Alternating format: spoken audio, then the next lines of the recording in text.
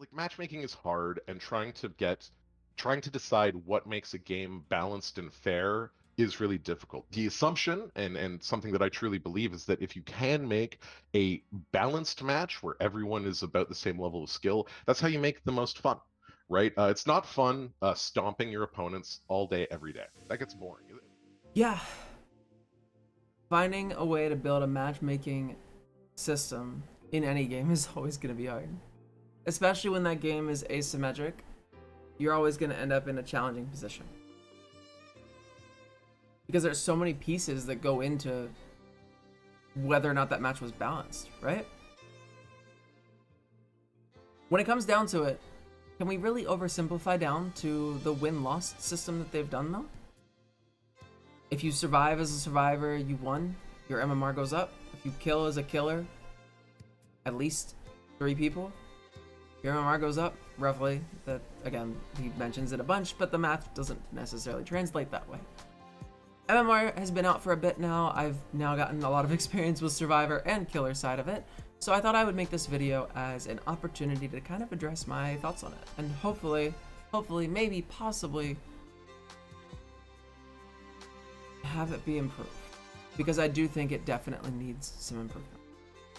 The biggest issue right now with the MMR system in Dead by Daylight is that it's based off of a microcosm of a game as opposed to your full performance. There's so many pieces of this game that go into a match. How many gens you do, how long you run the killer for, how efficient your chases are. Did you go down and end up on a hook? Did you unhook your friends? Did you heal them? Or did you go sit immersed in a corner for the entire match, get crows, but the killer didn't happen to go over to kill you because they didn't want to, and then happen to luck into hatch at the end?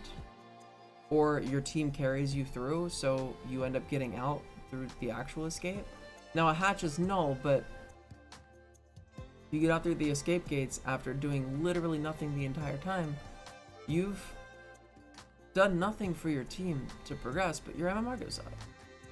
Is that okay? Is that fair? The pip system was obviously flawed, and I think we all know that. There were obvious issues with being, you know, a brown rank or a yellow rank going against sweaty, eerie rank 1s that have been playing this game for thousands of hours.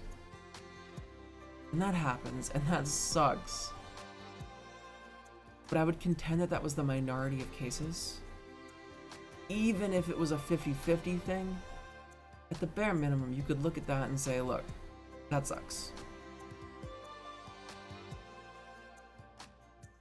Maybe some people like to just stomp their games. I would contend that most people don't. Finding the way to balance a game around whether or not you're getting stomped is definitely an important thing for not only new players, but also experienced players.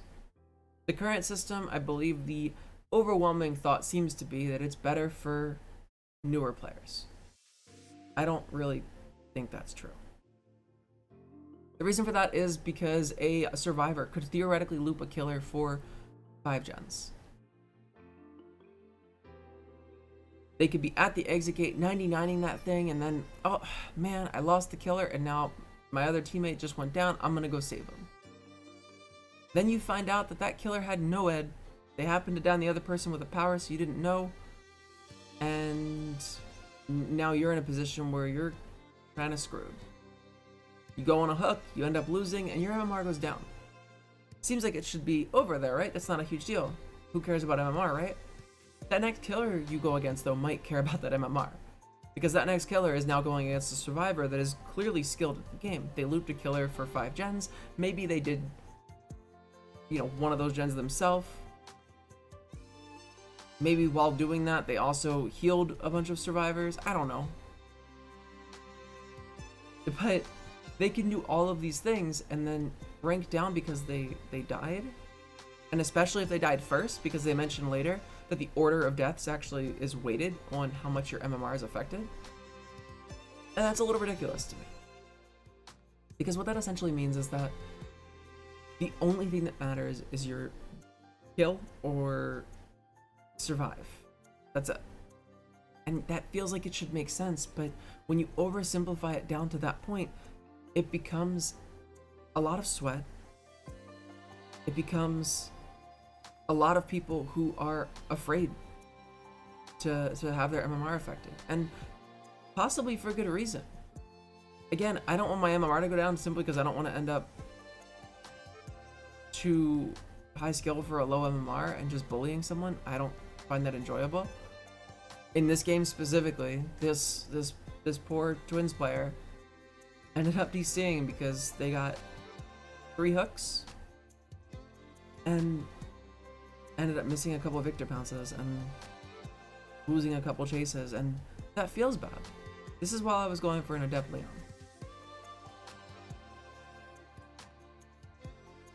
In the end, there's so many pieces of this game that are so much fun, and there's so many things that go into a fun game. Sometimes, absolutely, I want to escape. But just last night on stream, I was playing as a Ghostface, and I had a ton of fun because I was able to get some head-on plays, I got some pallet saves, I got a couple spins, all while going for Adept Jane and just having fun. It wasn't super OP, it wasn't a stomp one way or the other, and I ended up not escaping in that match. But I still had tons of fun during. And I think that goes to show that you don't need to escape to have fun in this game. I was playing a game of Survivor and I looped the killer for 7 consecutive hours, and I unhooked, 18 other survivors, and I healed for 93 health states. I fixed 10 generators. It was such an amazing game. I truly am a god amongst mankind when I play Dead by Daylight. But then right at the end, I got thrown on a hook and I died, and I don't like that counts as a loss. And the idea here is, wouldn't it be nice if you could do all of that and sometimes you'd get out alive? Yes, absolutely yes. It would be better if I could get out after doing it. But that's not necessarily what is and isn't fun about the game. All of those other things are pieces to the game, and if they weren't fun, we wouldn't play it, right? Not to mention that then punishes the next killer I play against if I just did all of that as a survivor. From the flip side, if I do something similar as a killer and against the swiftiest Swift that ever Swift on Lampkin Lane versus 4 medkits with the best add-ons possible and the most like military-esque comms and callouts that they could possibly throw together, I get 8 hooks. 8 hooks. Meaning everyone gets 2. My MMR goes down because I got no kills. They all get out, but I just played really well against a really, really good Swift. Maybe everything else I did was good. Maybe I even pip on that. Because I apply pressure, because I get hooks, because I don't sit near my hooks and I don't camp or anything like that. And after all of that, I'm gonna go against worse survivors next time. Which is gonna mean that those survivors are likely gonna get bullied. Those survivors are gonna get stomped, and if the idea here is to have a better game for newer players and have better new player retention, their next game is likely going to be against someone that is gonna be a little bit overskilled for them, or at least it increases the chances of that. Obviously, the ranking system before wasn't perfect, but now you're calling it skill-based matchmaking, escape-based matchmaking as the community's dubbed it, and I think you've set yourself up for that person to now be more frustrated. It was easier to explain when it was, pips and all that kind of stuff can happen. Sometimes you get matched against people that are a little bit more skilled. But I think we've all been there. If you take a break from the game and you de-rank or whatever, get down to those, rank 20s, those games take longer to find you matches. Reason being because there's fewer people that are playing at that ranking. It's trying to rank you with people that are relatively similar to that rank. And it's not perfect. It's a little bit better when they full reset as opposed to partial reset, I think, because it takes more time to get those back up. But that's a little bit neither here nor there.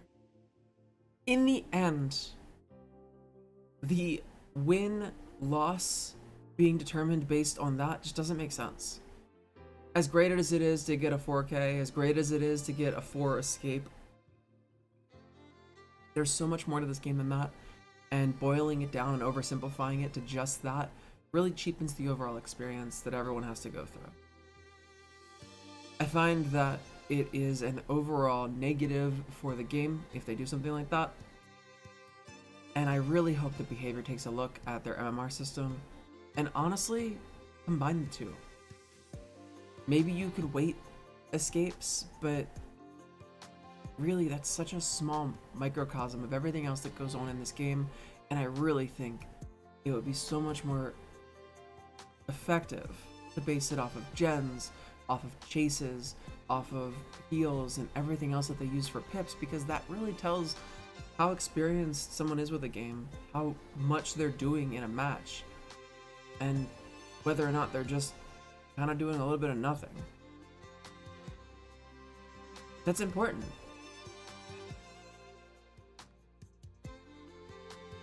Because if you can get to the point where you can actually show those things and you can do those things, that's an important piece of playing this game.